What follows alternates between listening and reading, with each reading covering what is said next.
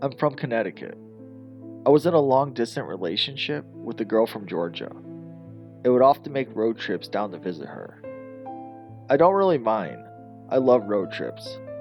I've driven across the United States and back, all on my own. To save money, I would sleep in my car. It's not so bad. It's basically camping, in a metal tent. I would just recline in the seat, keep my key in the ignition just in case, and doze off. And no, I don't put anything up to block the windows for privacy. Maybe I should have.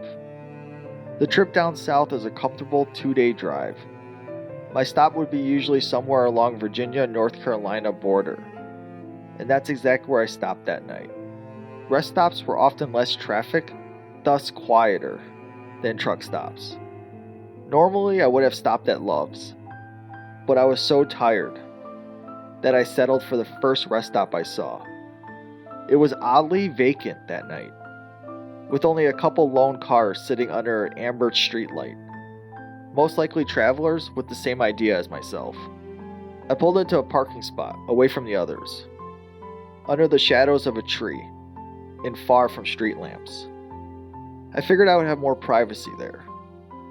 So I did my usual thing, locked my doors, opened the window just a hair for ventilation, kept my key in, reclined the seat, and went to sleep.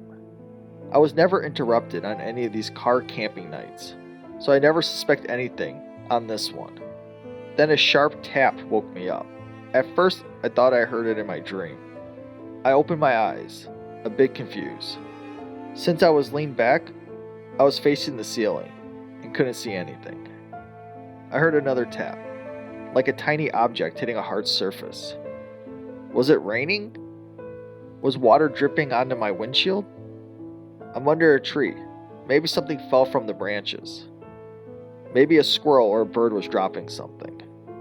The thought occurred to me that it might very well be a person, poking around outside. What did they want? Were the doors locked? Yes. The keys were in the ignition.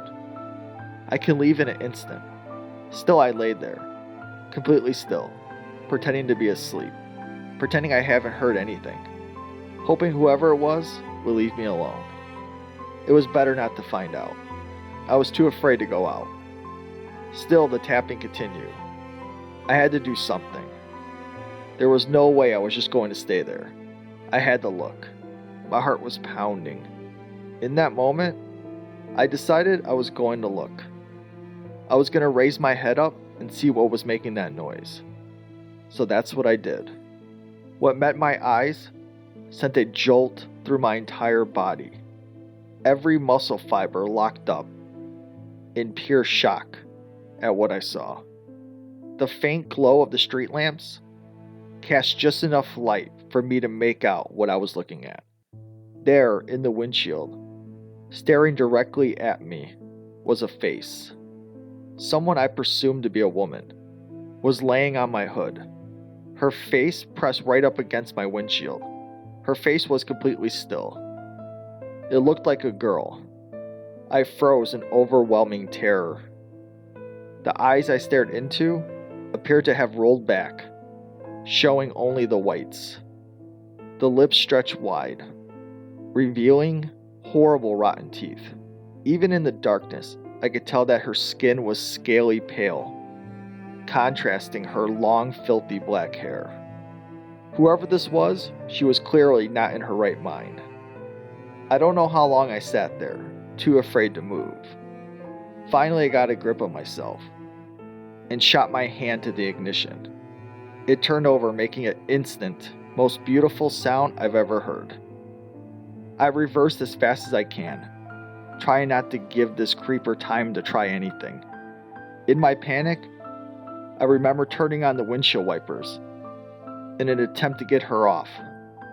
I thought I was about to drive out of here with some wacko holding onto my hood. Thankfully, I didn't have to worry about that, because as soon as I stopped, the woman leaped off, landing on all fours. Seeing the opportunity, I shifted in the drive and gunned it. Right as I saw her reaching the driver's side door, with my foot on the gas, I sped out of the parking lot. Behind me, I heard a piercing shriek, like that of an animal.